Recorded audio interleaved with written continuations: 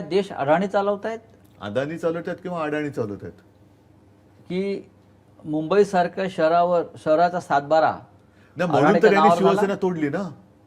आता तुमच्या लक्षात येईल की शिवसेना जी मुंबईसाठी कुठे तडजोड करणं शक्य नाहीच आहे, ती शिवसेना तुम्ही तोडायचा आणि चोरण्याचा आणि संपवण्याचा प्रयत्न एवढ्यासाठी केला.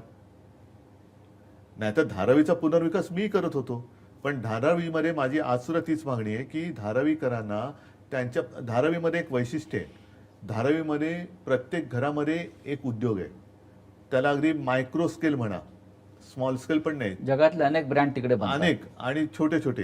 त्यांना उद्योगासह त्यांना राहतं घर तिकडेच द्या. आता काय चाललेलं आहे, आता तिकडे सर्वे सुरू केलेला आहे आणि आत्तापर्यंत जो काही सर्वे सुरू आहे झालाय, काही हजारात असेल, शेकड्यात असेल, त्याच्यापैकी माझ्या माहितीप्रमाणे 80% लोकांना अपात्र ठरवण्यात आलेले आत्तापर्यंत जो सर्वे झाला त्याच्यात. म्हणजे हे जर का तुम्ही पुढे नेलं तर धारावीत राहतील किती लोक? फार कमी.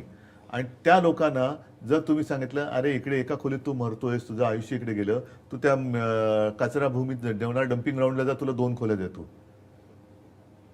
म्हणजे अख्खी धारावी साफ करणार, त्या धारावीमध्ये टॉवर बांधणार आणि त्या टॉवरमध्ये मराठी माणूस राहणार का?